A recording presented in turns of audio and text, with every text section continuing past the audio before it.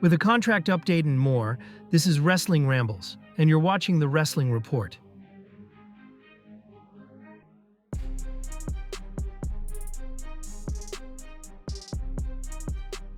During his appearance on the Wrestling Classic, Chris Masters expressed his view that WWE shows have become overly flashy and heavily produced, likening them to America's Got Talent, saying, "I think it's gone a little under.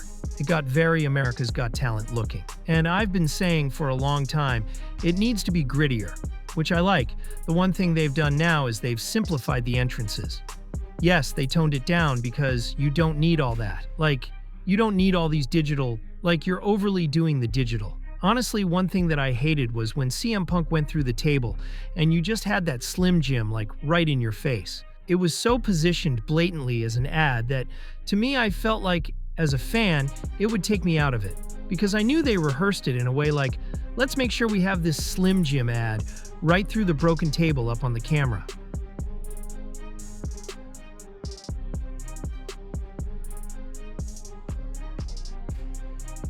In a recent interview with Inside the Ropes, Elijah recalled his call-up to the main roster, noting that Triple H always saw his Drifter character as something with main event potential. However, the most significant shift came just before his Raw debut, when Vince McMahon made it clear that the name Elias Samson would no longer be used going forward. Triple H pulled me aside early on when I started catching on, and I can remember he gave me a little catchphrase that maybe I'll use down the line. But he pulled me aside and he said there was a line that they had written called, "What it needs is what I am." And essentially, Hunter came to me and he says, "Hey, what this business needs is what you are." Because at that time, there was nobody doing that. And they were amazing, but Sami Zayn was like a wrestler. Shinsuke Nakamura, the Japanese wrestler, Finn Balor, the wrestler, and they were all wrestlers in their own right. And then there was me, totally different. He sings a song, he walks with a guitar, he wears jeans when he wrestles. It stood out as something different, and he caught on to that right away. And he would always say, "This is a main roster act. This is main roster stuff." And then one day, after one of the NXT tapings, all of us were hanging out. Everybody's there. Hunter's giving his post-show speech, and he says, "Oh, just one other announcement. Elias Samson, you gotta drift your ass to Monday Night Raw." First thing I remember, I did the rehearsal and it said Elias Samson right under my tag or whatever. And Michael Hayes came up to me and he says, "Hey, Vince doesn't want Samson. You're going to be Elias now. Oh, this is going to be good."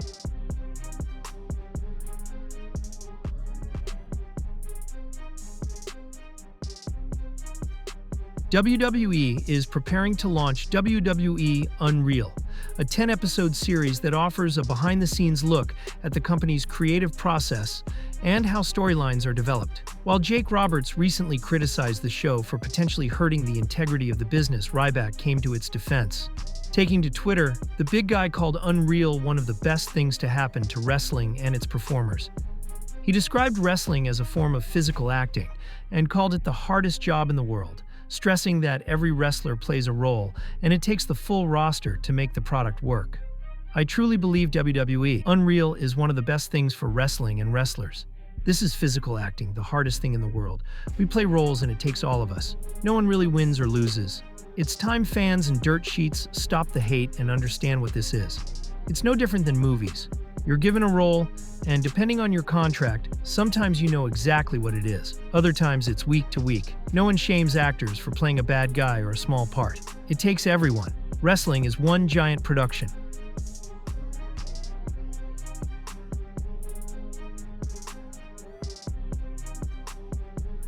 On the July 6th episode of the Fightful Select Report podcast, Sean Ross Sapp provided an update on the duo's WWE contract status, suggesting that all indications point to them staying with the company.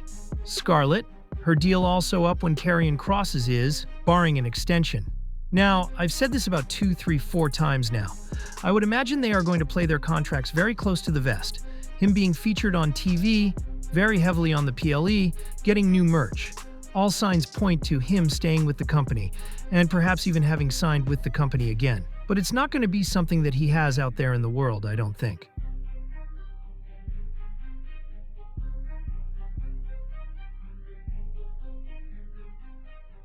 On a recent episode of the Nikki and Bree Show on SiriusXM, the WWE Hall of Famers discussed the bias they've encountered from brands and media outlets that failed to take them seriously because of their history in wrestling.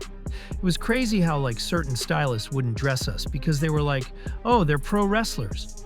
Or there were certain brands that wouldn't lend us clothes because they were like, well, we don't dress pro wrestlers.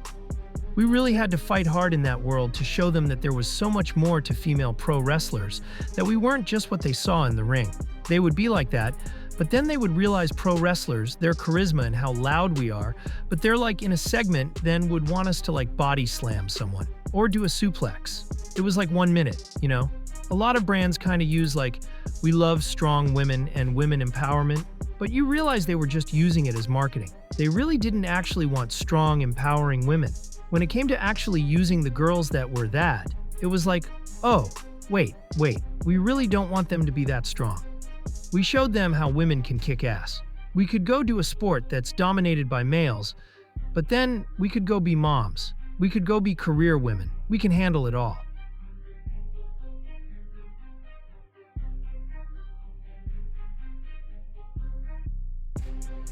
WWE Hall of Famer Bushwhacker Luke has opened up about the heartbreaking final days of his tag team partner Butch Miller, sharing how their last moments together during WrestleMania 39 weekend became the most painful experience of his life. Speaking on Wrestling Life with Ben Veal, Luke recalled that Butch had arrived early from New Zealand to join the celebrations, but everything changed the following morning when he went to check on his longtime friend. He came up 2 days early. The next morning I went to wake him up, there was no noise. Kept banging on the door. In the end, we got security, and they opened the door up. He's lying there for breath. I didn't know till later that he'd stopped breathing on the way to the hospital for a minute or so, but they brought him to. They put him to sleep, you know, tranquilized him so to keep all of his organs in good shape. And then they told me that if he lives, he'd be on machines for the rest of his life. Well, that hit me hard, because he always said to me, I never want to be on a machine. They all spoke to him, his wife and his 2 daughters. And then 8 o'clock, the Zoom went dead, and he lived for an hour and 10 minutes. I sat there for an hour and 10 minutes, took his last breath. Boy, that was the hardest part of my life, seeing him take his last breath.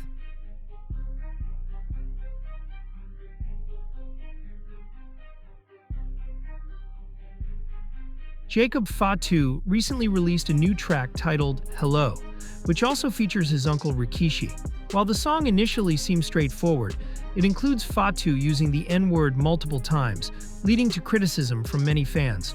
One Twitter user questioned who would tell Fatu not to say the word and argued that people should stop acting as if Samoans are untouchable, pointing out that despite Samoans adopting elements of black culture, they are not black and never will be.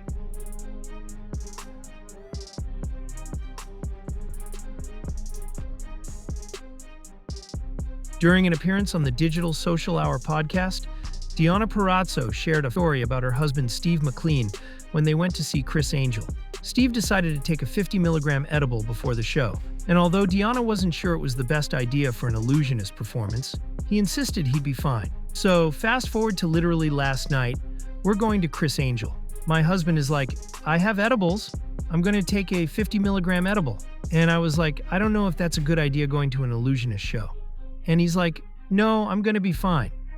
And we're literally halfway through the show, and all of a sudden he just is like, his head drops into his lap and his eyes are closing, and I could see his chest trying to take a deep breath. I was like, are you okay?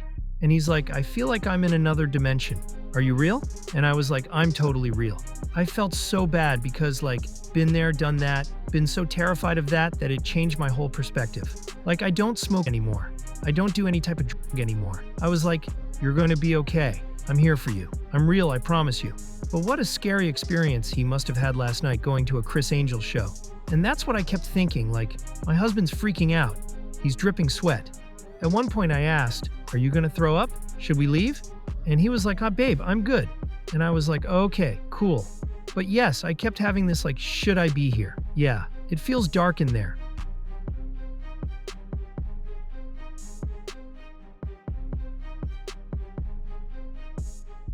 During an appearance on Wrestling Observer Radio, Kenny Omega opened up about the serious health challenges he's currently facing, most notably multiple adhesions in his abdomen. According to Omega, any activity that requires heavy breathing, core engagement, twisting, or stretching causes the adhesions to pull and attach to his internal organs. When these adhesions begin to tear, they lead to intense discomfort and trigger flu-like symptoms. So yeah, there's all sorts of difficulties right now. The big one for me is that I have I have adhesions in my stomach, quite a few. And when you're breathing heavy, when you have to use a lot of core, when you have to twist, when you have to stretch, the adhesions are pulling. They're binding to my inner organ. They're pulling apart, and it's causing a lot of discomfort. It causes sort of like flu-like symptoms to emerge. I don't want people to feel scared or sorry for me, or I don't want anyone's opinion of a match to be hampered because I just simply can't move as consistently fast all the time. And it's not just because of the core. It's not just because of the stomach and the issues, even though, it has been surgically repaired. There are still a number of issues that I'm working through, and it's really day to day. Like, if I have a match, let me think, when was the last match that I've had? I think it was the Anarchy in the Arena, probably. Yeah. So even just the Anarchy in the Arena match, it's like a performance like that, and not just the performance itself, but the process of having to do those gigantic weekend shows where you're part of the planning process. There's a lot of meet and greets and stuff like that with executives and all that.